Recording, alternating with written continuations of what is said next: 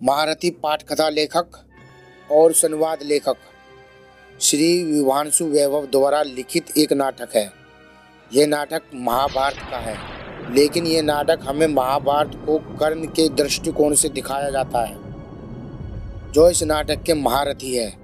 इस नाटक के माध्यम से धर्म के महत्व को भी दिखाया जाता है। तो नमस्कार दोस्तों, मेरा नाम है गौरव और मैं आज आपके सामने लेकर आया हूँ एक नाटक जिसका नाम है महारथी और ये लिखा है श्री विभांशु वैभव ने।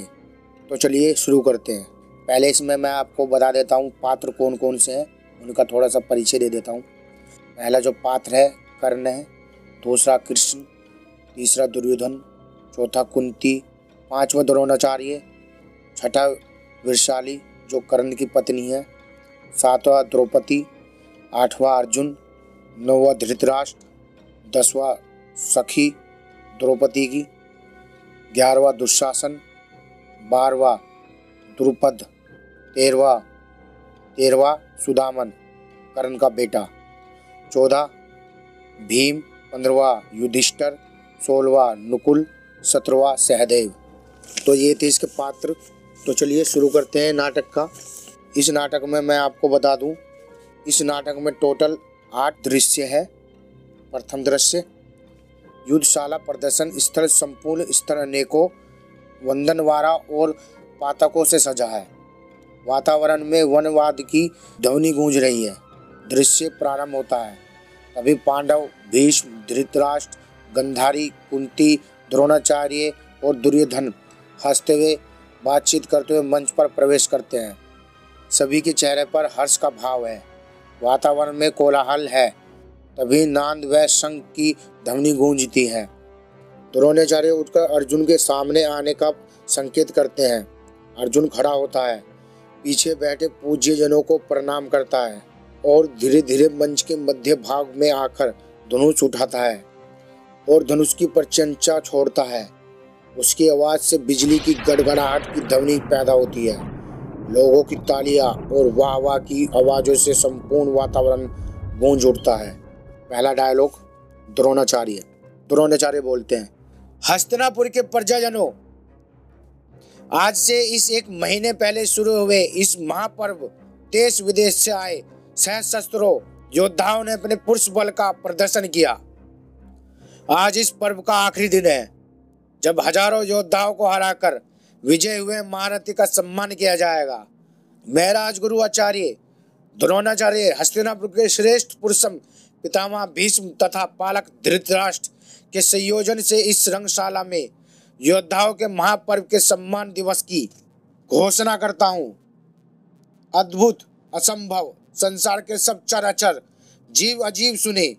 मैं आचार्य द्रोण ब्रह्मांड के जनक, पालक, विनाशक को नमन कर अग्नि, जल, वायु को साक्षी मानकर पांडु पुत्र अर्जुन को त्रिकाल में त्रिलोक का सर्वश्रेष्ठ धनुर्धर घोषित करता हूँ। इतने में कर्ण आ जाता है और कहता है, ठहरो, और आगे बढ़कर गुरु द्रोण के पैर छूता है और मंच के मध्य भाग में पहुंच वो भी धनुष की प्रत्यंचा तोड़ता है। त्रिस्वर के साथ बिजली कौंधती है, चारों ओर शांति। कर्ण, मैं तुम्हें चुनौती देता हूं अर्जुन। द्रोणाचार्य आगे बढ़कर बोलते हैं, ठहरो, इस राज्य रणशाला में तुम्हारा स्वागत है अजनबी पुरुष। निसंदेह तुम्हारा प्रदर्शन देखकर मैं भी अचंभित हूँ। शायद स्तंभ ज्यादा सही शब्द है। मुझे बेहद आश्चर्य हुआ कि इतना अच्छा धनुर्धर अभी तक छुपा कैसे रहा।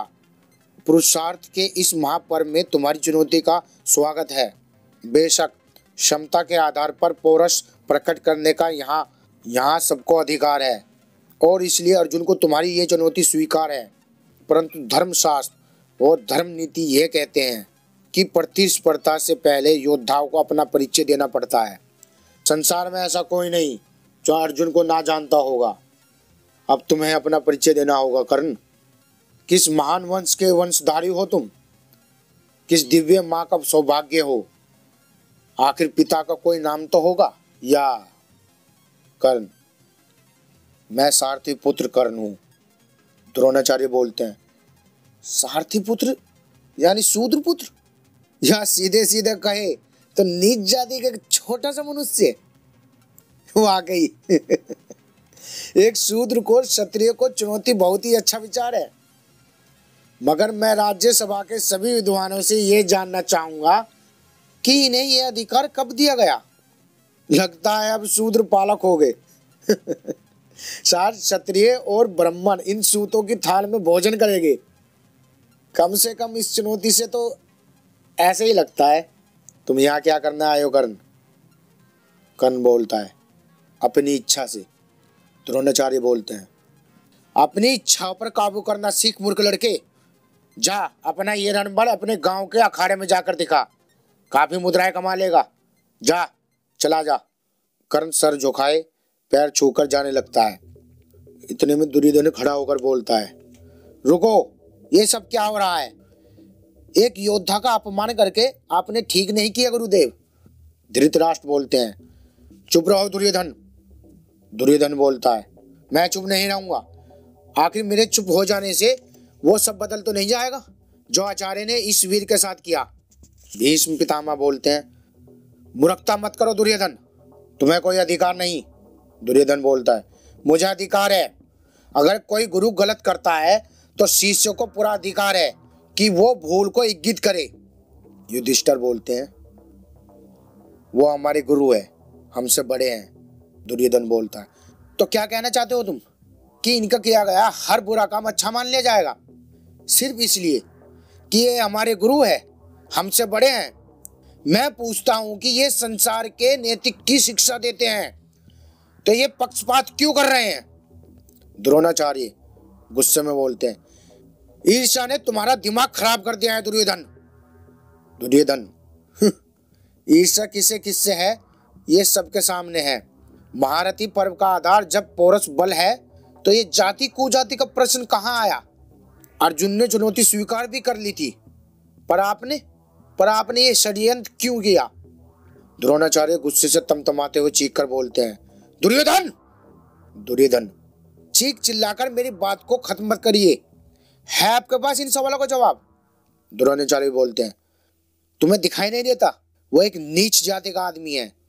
दुर्योधन बोलता है, वीर की जाति सिर्फ वीरता होती है और कुछ नहीं। द्रोणाचार्य बोलते हैं, मगर राजवंश को चुनौती देने का अधिकार इसे नहीं है। दुर्योधन, क्यों?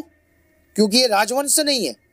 अगर राजवंश को चुनौती देने के लिए राजवंश का होना जरूरी है तो ठीक है, मैं राज्यसभा में और समस्त प्रजाजनों के सामने कर्ण को अंग देश का राजा घोषित करता हूं। सामने बने पूजा वेदी से तिलक लेकर कर्ण को तिलक लगा देता है। द्रोणाचार्य, राजा हो जाने से कोई क्षत्रिय नहीं हो जाता। दुर्योधन, फिर कैसा होता है? द्रोणाचार्य, जन्म से। दुर्योधन, जन्म की बात मत कीजिए गुरुदेव। अगर जन्म क्षत्रिय निर्धारित करता है तो इस राज्यसभा में उपस्थित बहुत से लोग क्षत्रिय ना होते। क्यों, मेरा तर्क ठीक तो है ना युधिष्ठिर? मैं महाराज धृतराष्ट्र से कर्ण के लिए न्याय मांगता हूँ कि वे जाति भेद ना करके इस वीर को अवसर दे, ताकि वो ये साबित कर सके कि त्रिकाल में त्रिलोक का सर्वश्रेष्ठ धनुधर अर्जुन नहीं बल्कि वो स्वयं है। द्रोणाचार्य, यह नहीं हो सकता। दुर्योधन, मैं आपसे न्याय मांग रहा हूं महाराज।